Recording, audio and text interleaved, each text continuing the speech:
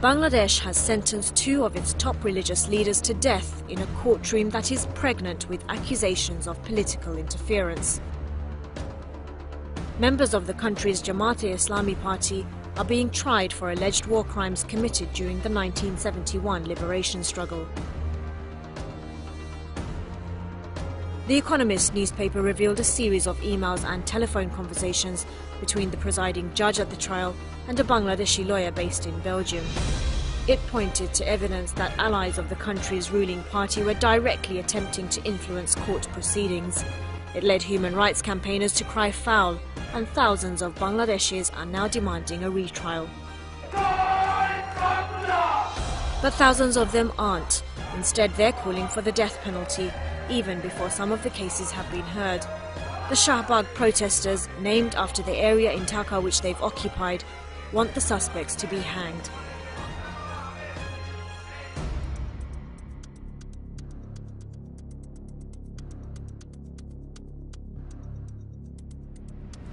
In our special report tonight, Bangladesh's main opposition party accuses the government of creating a fast trial to further its one-party agenda.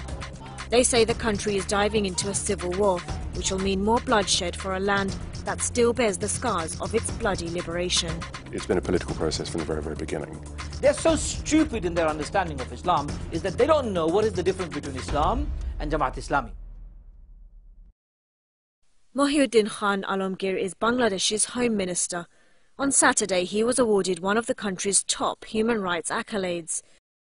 For many of his countrymen, the decision beggars belief. He was East Pakistan's Deputy Commissioner during the entire period of the 1971 war. Some people would say that means he has blood on his hands. But he's not among the names of men being tried for committing war crimes. He's a member of the ruling Awami League party, which prompts critics to say he's being guarded from prosecution. The Awami League is led by Sheikh Hasina, the daughter of the man considered to have liberated Bangladesh in the 1970s. Mujibur Rahman's face appears on Bangladesh's currency. Countless colleges and institutions are named after him. And when the party took power in 2009, a lot of fuss went into the renaming of Dhaka's international airport in order to honour him. Mujibur Rahman promoted the idea of a Bangladesh based on secular democracy, but he banned other political parties and is said to have abolished all newspapers that he had no control over. His one-party state ended after he and members of his family were assassinated in 1975 by a group of army officers.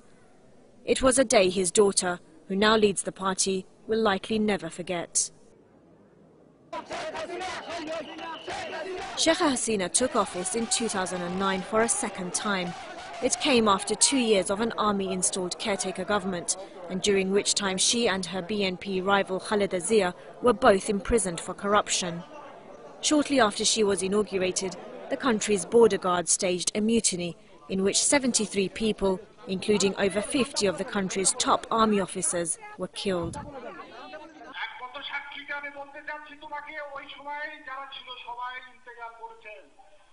A secret recording of the meeting between the Prime Minister and the army later revealed that they blamed her for delaying the ending of the siege.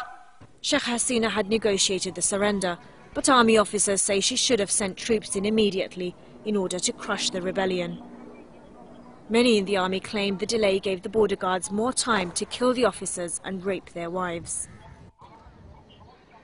A year later, and Sheikh Hasina's party was again at the centre of political turmoil when the country's share market collapsed.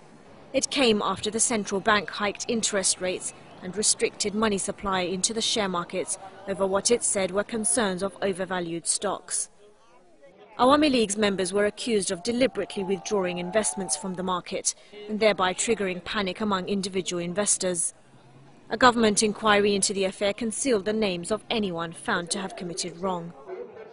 Perhaps the most disturbing misconduct the government stands accused of is the forced disappearance of a number of opposition members. The main opposition party, which is the Bangladesh Nationalist Party, told us over 400 of its supporters have been kidnapped since Sheikh Hasina took office. None of them have been found. Today, the government of Bangladesh, led by Sheikh Hasina, faces more accusations. She's thought to have won the 2009 elections on the promise that she would try war criminals from the 1971 liberation struggle. It's a sensitive and highly provocative subject in Bangladesh, which says the war left 3 million of its people dead. But the special court set up to try the suspects has been mired by accusations of political interference, causing many to ask whether this is really about justice, or whether it's about wiping out opponents to create that one-party state. Sultan Sharif is the president of the Awami League's UK wing. He joined his party at the age of just 9 and passionately defends its decision to try the suspected war criminals this way. Mahiuddin Khan Alamgir, who was at the time served in the Pakistan government as Deputy Commissioner during the entire period of the 1971 war. Will those people also be brought to account? If anybody, any person against whom there is evidence of all these 5 sets of crimes or 6 sets of crime, each and every one will be brought under trial, tried and under the due process of law. Why are you particularly going after Jamaat-e-Islam and all of your opponents and not looking within your own party? Wrong. You are wrong. We are trying criminals, not Jamaat-Islamis. Some have alleged that this has become a political process, not so much a judicial one. Would you agree with that? Yes, I would. It's been a political process from the very, very beginning. Now, the one thing that you have to understand is that war crimes trials generally are political by their very nature. It's generally the winner prosecuting the loser. That's invariably what happens in a war crimes trial. But there are, of course, those that are more politicised than others, and this is at the very top of the scale. It's very clear that leading members of the government have played a very important role in this from the very, very beginning. The trouble with Toby Cadman's analysis of winners trying the losers is that the losers don't just end there. On the streets of Bangladesh over the last 1 month or so, nearly 150 people have lost their lives. Many of them innocent protesters who've taken to the streets to demonstrate against what they say are unfair trials.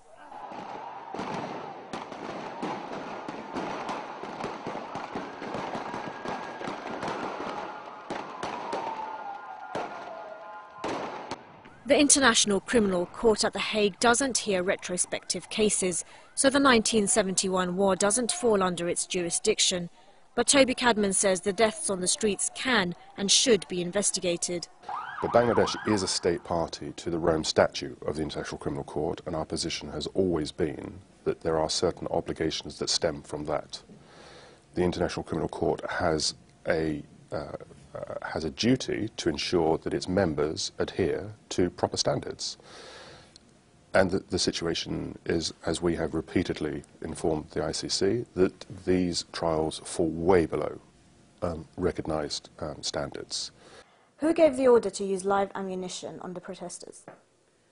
I am surprised that a protester, when he goes and hacks a policeman to death in front of camera, if one of his colleagues uses his rubber bullet or bullet to hurt that criminal, suddenly you have become sympathetic to that criminal who is acting at a time like killing a policeman. I'm talking about the civilian protesters. There are more of them. 83 of them have been killed. 83 people across Bangladesh have been killed. Who gave the order to use live ammunition? They gave the order when they started killing, Who did? destroying. Now, those who were killed, they created a situation where they gave the order to the police to save hundreds and thousands of people, their properties, by doing what they did. If that, as a result, has created a situation where some people have been could not be spared, it is regrettable.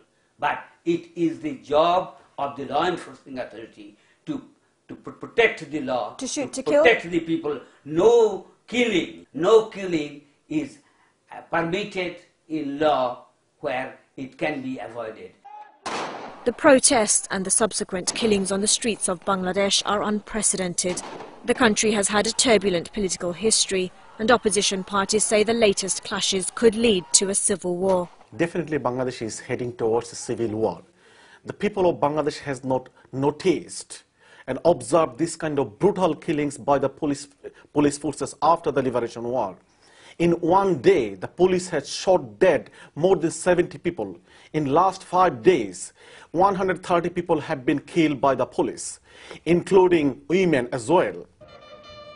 The idea of a civil war was suggested as early as last year, when Turkey's President Abdullah Gül wrote to his Bangladeshi counterpart, warning that a trial for Jamaat leaders could spark off a civil war. Civil war, if this sort of things continue, and if they do not control the police, law enforcing agency, and if they don't listen to the opposition party, if they don't come to the right path and govern the country properly, for the sake of humanity, for the sake of democracy, for the sake of love of God, then there might be a continuation going towards the civil war. Yusuf Salim is a member of the Awami League in London. He is firm in his belief that Bangladeshis can contain the problem if both major parties work together. My sincere wishes and hope, I want to see the forthcoming election in Bangladesh. Before that election, major political parties should agree in some basic points: democracy and nationalism and secularism. On that three bases, if we agree what our founder, Bangabandhu Sheikh Mujibur Rahman, sacrificed his life, it is not very difficult if we think about our country's interest, put our country's interest before our own. Then the major political parties like BNP and Awami League can sit together today and sort out their differences and go for election and listen to the public verdict. Some will say this is a pipe dream. Certainly, it seems the BNP is suspicious of Awami League's motives. We are not safe in terms of when this political party came into power in 2009. Since then, they have been filing false cases against our leader, Begum Khaleda Jia, Tariq Rahman, our senior vice chair, by filing false cases, trying to suppress them, trying to oppress them, trying to neutralize them from the political field. And they have been doing it with a political motive. They don't have any tolerance level for their opposition. But unfortunately, our party leaders have been disappeared, like Ilyas Ali, former MP. A lot of people have been killed also. And we are not also safe. So it is a crackdown on opposition party totally, and we have to stand firm. Your government has been accused of trying to oppress any opposition, of trying to wipe it out altogether. BNP members have, for example, been abducted and have disappeared. What has your government been doing about this? In 1975,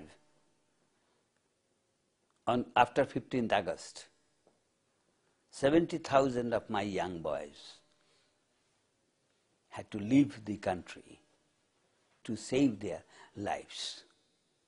Today's political opposition are seen in the television every day, going around all over the country. And what are you talking about? You are talking about oppression. Oppression you have not seen.